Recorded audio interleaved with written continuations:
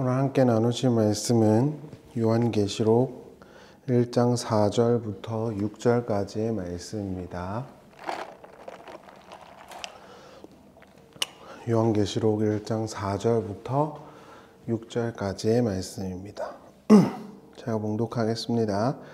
요한은 아시아에 있는 7 교회에 편지하노니 이제도 계시고 전에도 계셨고 장차 오실 이와 그의 보좌 앞에 있는 7 영과 또 충성된 증인으로 죽은 자들 가운데서 먼저 나시고 땅의 임금들의 머리가 되신 예수 그리스도로 말미암아 은혜와 평강이 너희에게 있기를 원하노라. 우리를 사랑하사 그의 피로 우리 죄에서 우리를 해방하시고 그의 아버지 하나님을 위하여 우리를 나라와 제사장으로 삼으신 그에게 영광과 능력이 세세토록 있기를 원하노라. 아멘. 네, 우리가 지난 시간에 계시의 특징에 대해서 나누었습니다. 요한계시록을 포함해서 성경의 묵시 또는 계시는 사람들이 생각하는 그런 식의 내용이 전혀 아닙니다. 미래에 어떤 일이 있을까에 관한 예언이 아니고요. 이미 예정되어져 있는 결론을 성도들에게 상기시켜주는 형태입니다. 그래서 그걸 계시, 아포칼립시스라고 말을 하는 것입니다. 오늘은 요한계시록에서 나타나는 삼위일체와 그 설명에 대해서 잠깐 나누어 보도록 하겠습니다. 성경을 강해하기 전에요. 그 신학의 성질을 제가 신학의 성질을 규정할 만한 입장에 있지는 않은 것 같지만 신학의 성질을 먼저 설명을 조금 드리겠습니다. 신학은요 부정의 성질을 가지고 있어요. 그게 네이처라고 보시면 됩니다. 조금 쉽게 말씀드리면 하나님은 이런 분이다 라고 서술을 하기 위해서 신학이 존재하는 게 아니고요. 하나님은 이런 분이시진 않다를 서술하기 위해서 신학이 존재합니다. 경계를 정하는 것입니다. 이 바운더리는 넘어가면 안 돼. 물론 그 경계의 기준은 성경이겠죠.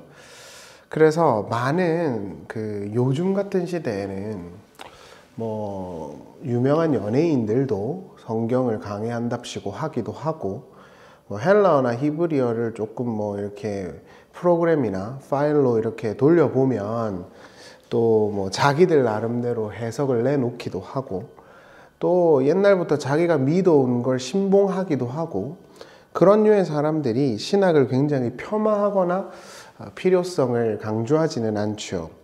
그러나 신학이라는 게 없다면 기독교 역사는 없었을 것입니다. 이거는 틀림없는 이야기임에는 틀림없습니다. 그럴 수밖에 없는 게 하나님이 이런 분이다 라고 딱 떨어지게 서술할 수 있습니까? 여러분들 어떠세요? 내가 하나님은 이런 분이야 라고 딱 말할 수 있느냐? 그렇지 않습니다. 왜냐하면 하나님은 창조주시잖아요. 그런데 창조주를 어떻게 피조세계의 언어로 그것도 한 문장으로 서술할 수가 있겠어요. 그렇기 때문에 하나님은 이런 분이야. 그러니까 이 외의 건 다 틀렸어. 이렇게 될 수가 없는 거예요. 대신에 그래도 이건 안 돼 라는 작업을 했던 것이죠. 그게 신학의 기능이다 이렇게 보시면 될 것 같아요. 왜 이렇게 제가 길게 서두에 말씀을 드리냐 하면 삼위일체라는 것도 그런 의도에서 나온 교리이고 신학적 작업이었다는 걸 이해하셔야 합니다. 삼위일체에 대해서 이야기하는 사람들이 그럼 3개야 1개야 이런 이야기를 하는데 사실 3개냐 1개냐 이런 논의들을 정리하기 위해서 삼위일체라는 것을 내놨다기보다는 그건 안 되지라는 결론으로 나온 게 삼위일체라는 신학의 교리적 내용입니다. 삼위일체는 2가지 자체를 경계하고 있는데 첫 번째는 양태론입니다. 양태론이라는 건 아버지와 아들과 성령이 하나다라는 거예요. 그렇게 생각하시죠? 어떤 분들은. 그런데 각 위격은 존재하지 않는다는 식으로 갑니다. 예를 들어서 똑같은 사람인데 어디 가서는 저런 역할을 하고 어디 가서는 이런 역할을 하잖아 라고 설명하는 게 정확하게 양태론적인 것입니다. 하나의 개체가 그냥 역할만 다르다는 거예요. 자, 그런 주장의 문제점이 뭘까요? 자, 예수는 아버지고 아버지는 예수고 예수는 성령이다. 그래서 셋은 똑같다. 위격이 없이요. 똑같다. 이렇게 주장을 하는 것의 가장 큰 문제, 첫 번째, 예수님이 그럼 십자가에 죽으실 때 아버지도 죽은 것입니까?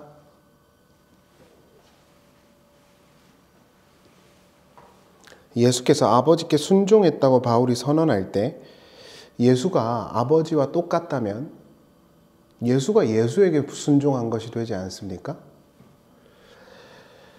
그럴 수는 없겠죠. 여기서부터 가연설이라는 영지주의자들이 나옵니다. 영지주의자들이 흔히 했던 말이거든요. 깨달으면 끝이다 이런 식의 논리예요. 그래서 이 보이는 어떤 피조 세계는 하나도 안 중요하고 영적인 게 중요하다는 게 영지주의자들이잖아요. 근데 영지주의자들은 자기가 되게 신령한 척 하는 거예요. 아무것도 모르면서. 그 사람들의 주장에 따르면 예수님은 신이시죠. 아버지시란 말이에요. 그래서 예수님이 십자가에 달릴 때 신이 고통을 당할 수는 없잖아요. 그럼 예수님이 아버지여 아버지여 왜 나를 버리셨습니까? 또는 뭐 십자가에 고통을 당하셨다. 이런 것들은 다 쇼라고 보는 거예요. 그 의미 없다는 거예요. 중요한 건 깨달으면 된다는 거예요. 기독교 2000년 역사에서 그들을 다 싹 다 이단이라고 했고 앞으로도 이단일 것입니다. 삼위라는 고백은 하나님과 아들과 성령이 각각의 위격으로 존중돼야 된다는 신앙 고백입니다.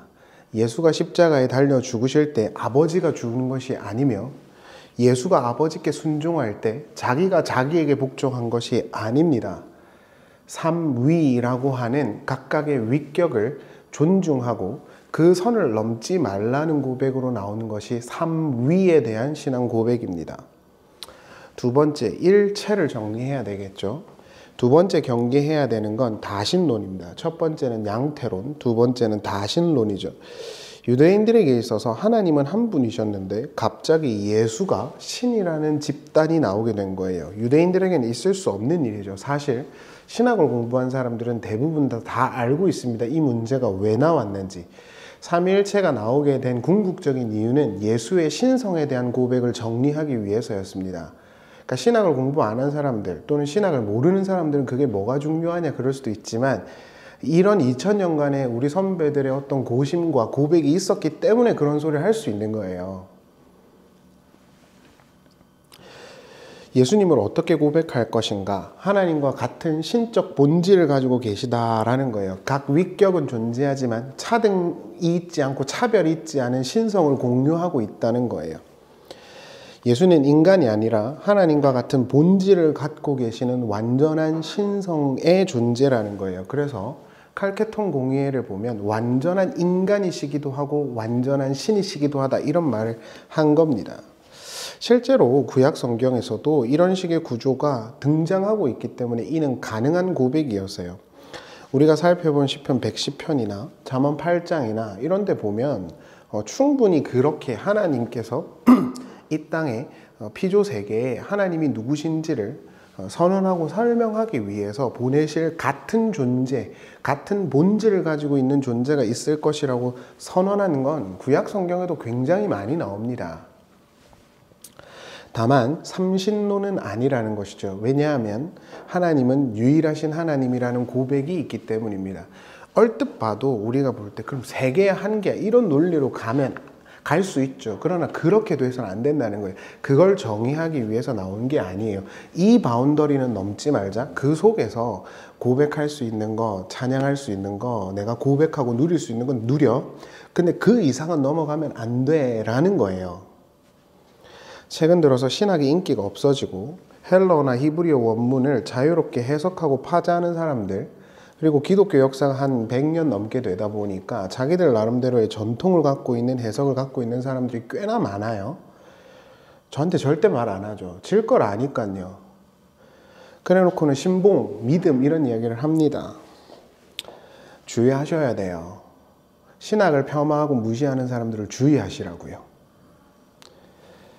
그 대표적인 사례가 삼위일체입니다. 삼위일체를 성경이 말하지 않는 것처럼 이야기하는 사람들도 종종 있습니다. 그리고 앞서도 말씀드렸지만 심각한 영주주의적인 영향을 받은 사람들은 이상한 말도 안 되는 소리들을 해요.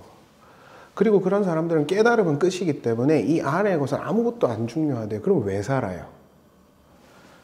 말도 안 되는 이야기죠.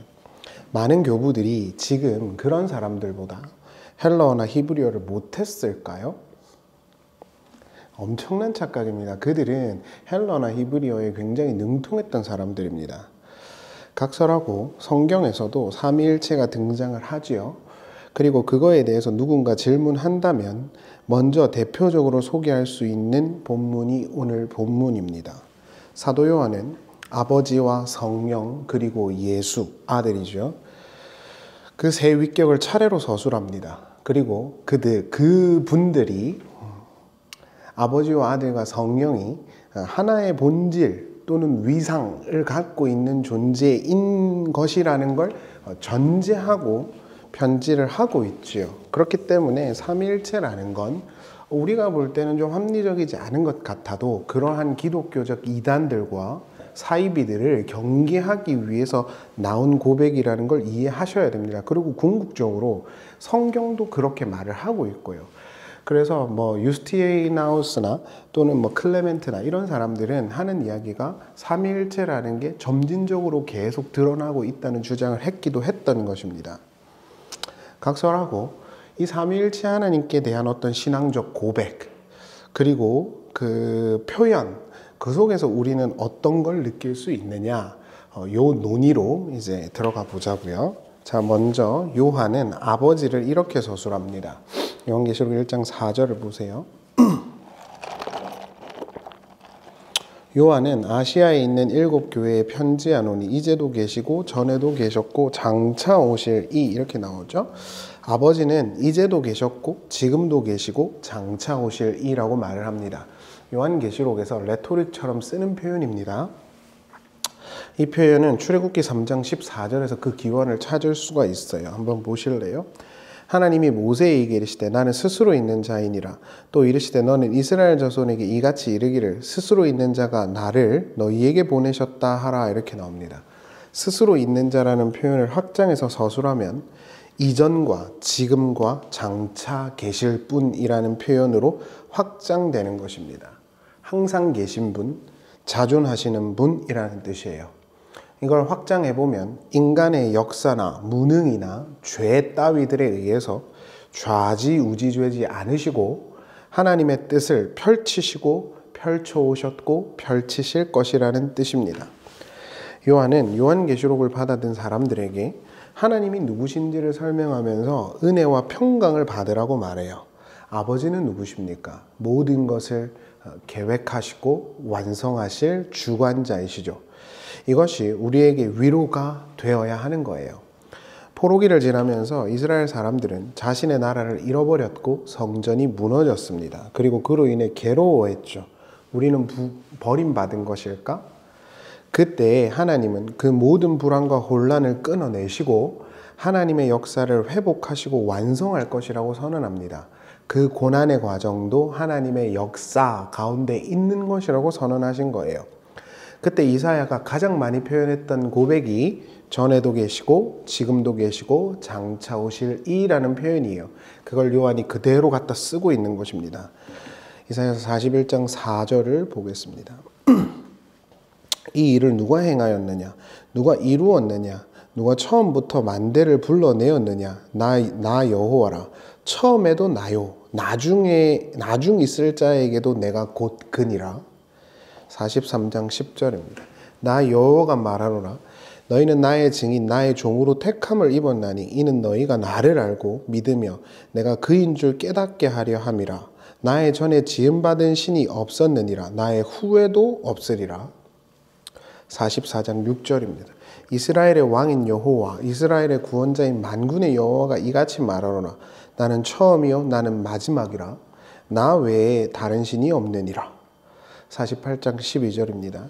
야곱아 내가 부른 이스라엘아 내게 들으라 내가 크니 나는 처음이요 또 나는 마지막이라 이렇게 나오죠.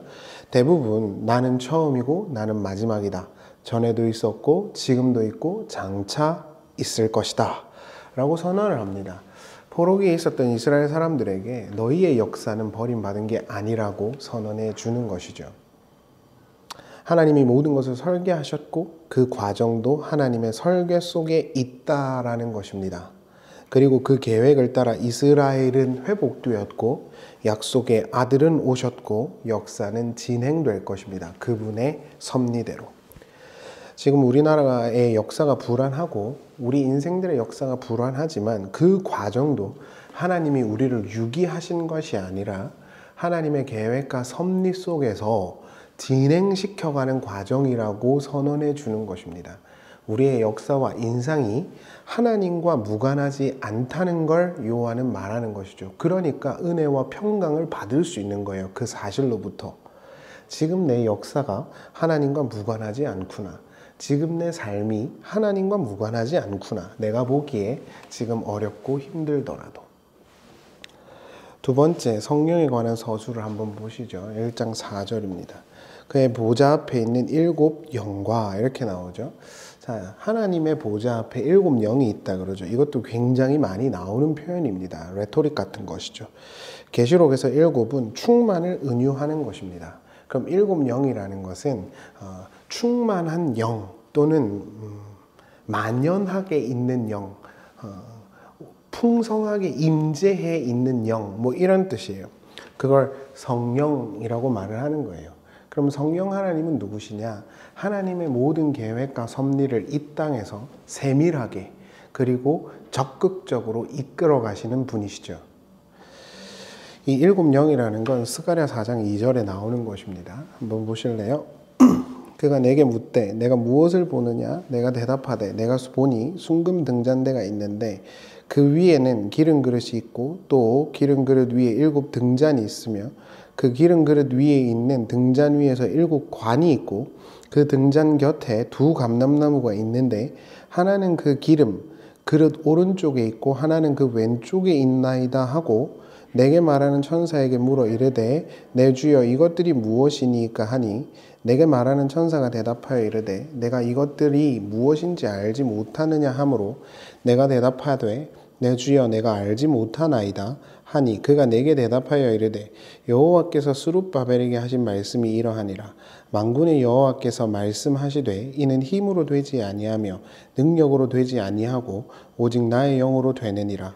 큰 산아 내가 무엇이냐? 내가 스룹바벨 앞에서 평지가 되리라.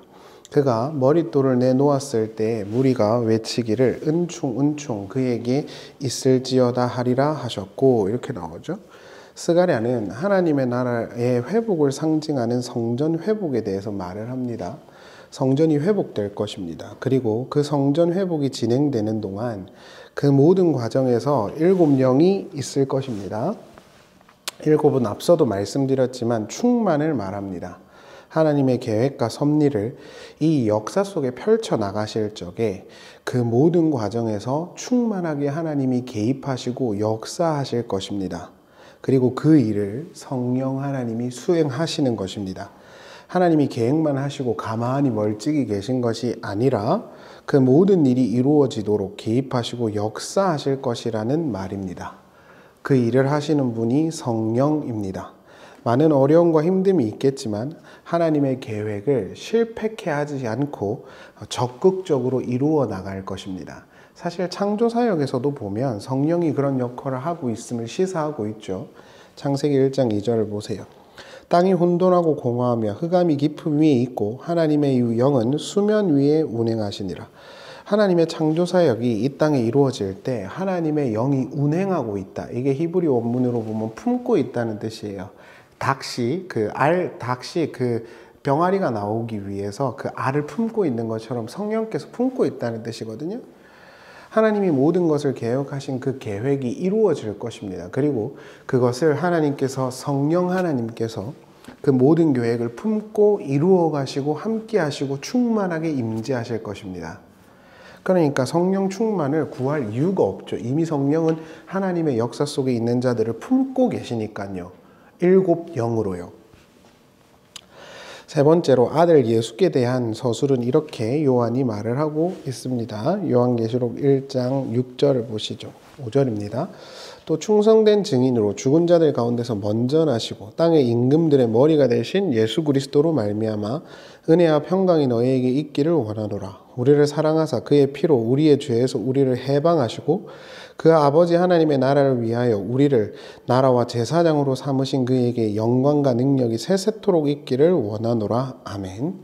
하나님의 살아계심과 주되심을 증언하고 그 계획은 결국 하나님의 백성들이 하나님의 나라와 제사장이 되는 것인데, 그것을 선언하고 그것을 입증하기 위해서 오신 증인이 예수 그리스도십니다. 그분은 죽은 자 가운데서 먼저 나셨고 땅의 임금들의 머리가 되셨어요. 이 표현 역시 구약에서 나오는 것입니다. 시편 89편 27절을 보세요. 내가 또 그를 장자로 삼고 세상 왕들에게 지존자가 되게 하시며 37절입니다. 또 궁창의 확실한 증인인 달같이 영원히 견고하게 되리라 하셨도다. 셀라. 시편 89편은 하나님께서 세우실 왕이 영원한 보좌를 얻을 것이라고 선언하는 대목입니다. 그 왕은 하나님께서 장자로 삼으신 것이고 세상 왕들의 왕이 될 것입니다. 그것을 요한이 그대로 가져온 것입니다. 예수가 오시기 전에 하나님 나라는 그림자로 있었죠. 그러나 예수께서 이 땅에 오심으로 하나님의 나라가 이 땅에 확실하게 입증되었고 그분의 진리가 참이라는 걸 예수께서 죽은 자 가운데서 다시 살아나심으로 선언해 주셨어요. 그리고 그분의 증언으로 말미암아 하나님의 백성들이 나오게 됐고 그분의 십자가의 희생과 죄 사함을 통해서 하나님의 거룩한 백성들이 나오게 됐어요. 시편 110편이 이루어진 거죠. 그로 말미암아 탄생한 집단이 하나님의 나라 그리고 제사장인 교회인 것입니다. 그래서 요한은 예수 그리스도께서 우리를 나라와 제사장으로 삼으셨다라고 말을 한 겁니다. 혹시라도 조금 더 이 내용을 알고 싶으시면 베레시트라고 해놓은 그 강해집들을 다시 보시면 좋을 것 같아요. 모든 것을 계획하시고 완성하실 신실하신 아버지, 그리고 그 계획을 위하여 이 땅에 편만하고 충만하게 임재하신 성령님, 그리고 그 모든 계획이 진리이고 참이라는 것을 입증하기 위해서 오신 신실하신 하나님 나라의 왕 예수 그리스도, 그리고 그 예수 그리스도 안에서 하나님 나라와 제사장이 된 우리, 이 이야기가 이 요한의 인사 안에 다 들어가 있는 것입니다. 요한은 요한계시록의 저자들에게 세상적인 복을 말하지 않습니다. 그리고 앞으로 잘 될 거니까 위로와 은총을 누리라고 말하지도 않습니다. 그건 사기입니다. 하나님과 그 아들 예수 그리스도, 성령을 생각하고 그 삼위일체 하나님의 사랑과 충만케 하심 속에서 위로와 평강을 얻으라고 말합니다. 사람들의 환영과 박수가 없는 자리였고 많은 사람들이 핍박하고 박해하던 자리였습니다. 그러나 하나님께서 이 거룩하시고 충만하시고 말로 서술할 수 없는 하나님께서 우리를 품고 그 뜻을 이루어내실 것이기에 위로와 평강을 얻으라고 요한이 선언해 주는 거예요. 이때 당시에 요한계시록을 들었던 사람들은 대부분 불안했고 걱정과 염려와 핍박이 만연했었거든요.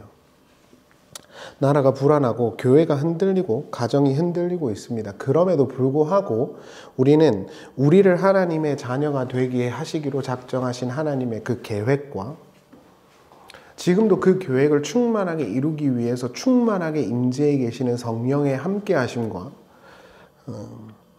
그 모든 것이 진리고 참일 것이라고 입증해 주신 예수 그리스도의 복음, 그 속에서 위로와 평강을 얻어야 합니다.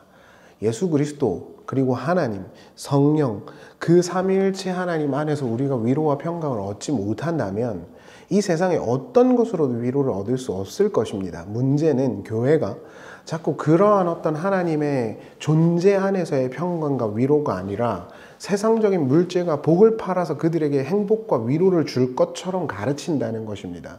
거기서 나오셔야 돼요. 사도 요한이 고생하고 있는 요한계시록 사람들에게, 요한계시록을 듣는 그 독자들에게 너 앞으로 잘 될 거야. 정세가 잘 될 거고 너네 가정이 잘 될 거고 사업이 잘 될 거야. 하나님 잘 믿고 섬겨서 복 받아라. 이런 이야기 안 합니다. 앞으로 고생할 거고 너 예수 믿는다고 쉽지 않을 거야. 그러나 그 삼위일체 하나님, 모든 걸 계획하신 아버지께서 완성해 주실 거고 그 계획 속에서 우리가 지치지 않도록 우리를 품으시는 성령께서 우리와 함께 하실 것이고 그 모든 것이 진리임을 너희에게 증거해 주신 예수 그리스도의 복음을 생각함으로 힘을 내. 이렇게 말을 하는 거란 말이에요. 이게 기독교입니다. 그런데 설교를 듣는 사람들 중에서도 심지어 자꾸 이렇게 바른 복음을 듣다 보면 내가 괜찮아지지 않을까? 또는 내가 복을 받지 않을까? 이런 생각을 하고 듣는 사람들도 있단 말이죠. 그건 안 된다는 말입니다. 그렇지 않습니다, 여러분. 그게 주어지면 좋겠지만, 그게 주어지셔야 하겠지만, 그렇게 되길 바라지만, 그 속에서 평강과 위로를 찾으시면 안 된다고요. 거긴 위로와 평강이 없어요. 궁극적으로 하나님 아버지, 그리고 예수 그리스도, 그리고 성령, 이 삼위일체 하나님 속에서 우리가 평강과 은혜를 누려야 합니다. 세상이 힘들고 어렵다 할지라도 그 우리 하나님이 계시다는 것으로 위로와 평강을 얻어야 된다고. 그게 복음입니다. 다른 걸 생각하시면 안 돼요.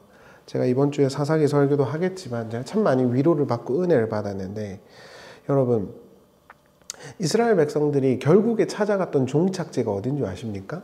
특별히 유다가요. 티저처럼 알려드리는 거예요. 유다가 찾아갔던 종착지가 있습니다. 거기가 어딜까요? 사사기를 한번 잘 보세요. 하나님이 계신 곳입니다. 하나님과 그 믿음의 선조들이 묻혀있는 땅으로 갑니다. 거기서 하나님의 샬롬이 완성돼요. 성경은 일관된 이야기를 합니다. 교회를 나오는 사람들아, 하나님을 믿는다고 자처하는 사람들아, 제발 잘 들어라. 세상에 복 달라고 하나님께 헌금하고 그 짓거리 하지 마. 하나님한테 잘 보여가지고 사업도 떵떵거리고 잘 되게 하려고 하지 마. 그런 거랑 무관해. 내가 너희에게 줄 건 영원한 복음이야. 내가 너희를 향하여 품은 그 진리고, 그걸 지키지 않고 세상 사람들이 팔고 있는 그 가치에 자기의 영혼을 팔고 자기의 믿음을 팔아버리면 끝인 거예요.